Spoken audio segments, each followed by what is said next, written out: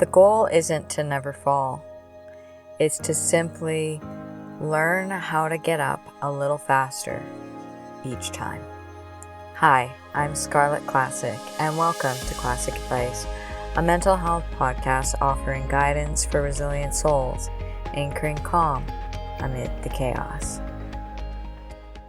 Healing when it comes to our mental health is not a linear line.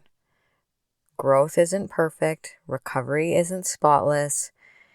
There are going to be days when we relapse, for, lack of a better way of putting it, when we fall down, when we shut down or spiral or overthink or overreact or disassociate or have a day that feels like depression where our energy is just drained or sapped, or have another panic attack or, anxiety.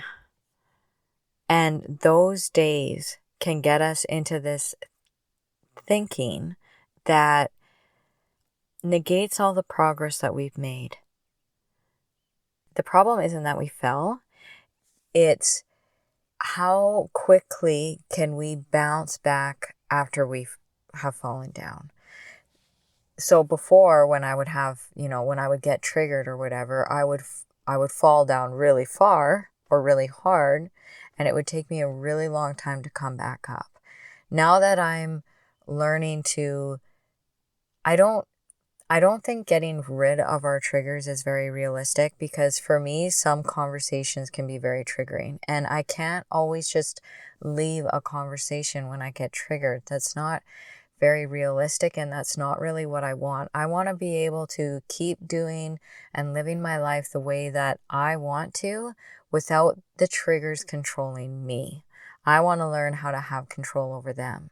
So how quickly can I bounce back after I've been triggered? Or how can I let myself not get as triggered and fall down quite as hard?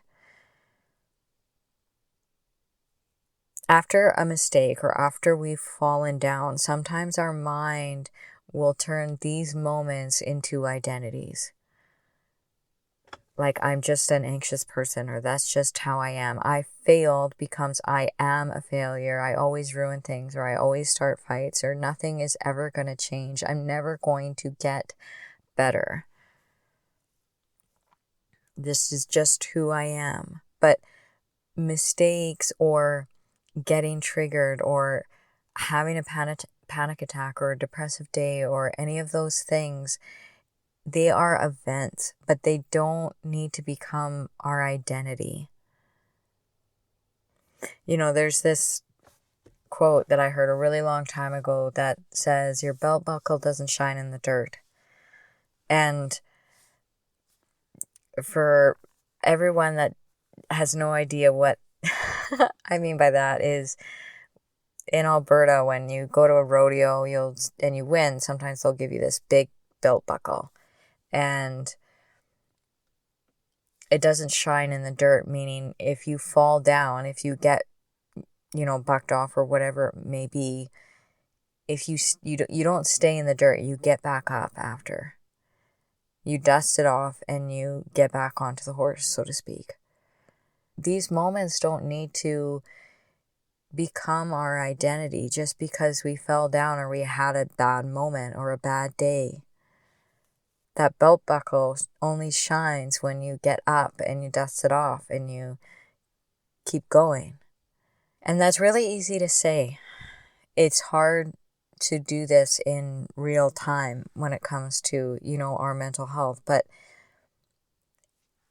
this little by little, every time we fall, if we can just swing back a little bit faster each time by using the different coping techniques, the healthy coping techniques that we are teaching ourselves how to do, then over time, it does get better.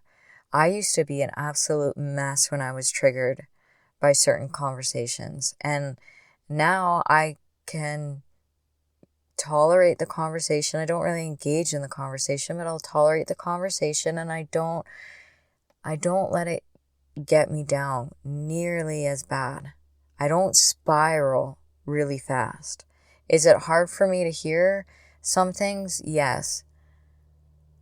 And I think some people could be a little bit more aware of the fact that when they say certain things that might be hurtful to others, yeah, but we only have control over ourselves. We can't control everybody else around us. And that's why I wanted to, not continue to leave a conversation and get this affected by things and conversations and words or whatever, because I want to be able to control the trigger, not the other way around.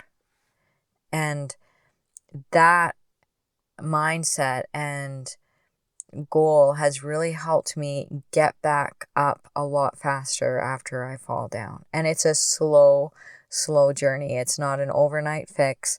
It's not a quick hack, but it's definitely not perfection, but it's slow progress over time. And those comebacks become quicker when we can really become resilient emotionally. And resilient people are not people that never struggle. They're people who recover and regulate their emotions more effectively, little by little by little, over time. Those comebacks become quicker. The self-awareness is stronger. That recovery time is shorter, but it's slow.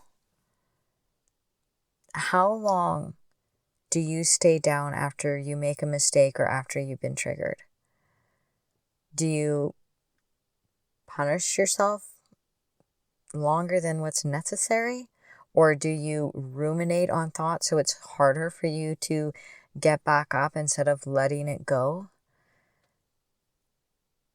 Do you avoid the emotions that come along with being triggered or after you make a mistake, so then it takes a lot longer for you to process them? Or do you let yourself sit in those emotions so the wave can wash over you so that you can go through it instead of trying to run away from it? Are you identifying as your mistake? Or that's just how you are instead of using it as a learning tool? What would help you get back up faster after you've fallen down, after you've made a mistake, or after you've been triggered? What kind of coping techniques are healthy that you can implement? And this can look differently for everyone. Walking works really good for me. Journaling works really good for me. But that might not be the same thing for you. Maybe what works for you is sitting on the beach and reading your favorite book, or maybe it's sitting on the beach and watching the waves crash, or going for a run. One of the best things that we can do for our mental health is to stop acting surprised when we get triggered. You can plan ahead for your triggers. You can plan ahead for when you make a mistake and you get yourself really down and you start going into that shame spiral. I used to carry my journal around with me everywhere I went. I never left the house without it. And anytime I felt like I was getting triggered, out it came. And I wrote. We can learn to recognize our own little warning signs. When we're getting irritable or cranky or more frustrated than normal, or we're overreacting or overthinking.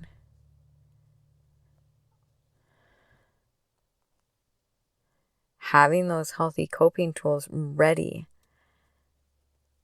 and then using them when we need them. Know what environments or peoples or places or things dysregulate you and upset you, because that self-awareness can help shorten the time you spend down in the dirt. Taking the win of getting back up, even if it's only a couple seconds faster than the last time.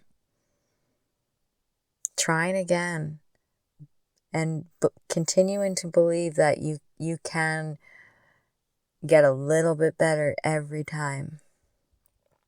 that you can change, that it's possible, and refusing to let that shame become an identity.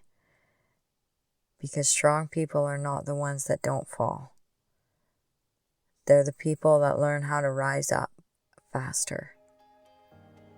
You are not your mistakes.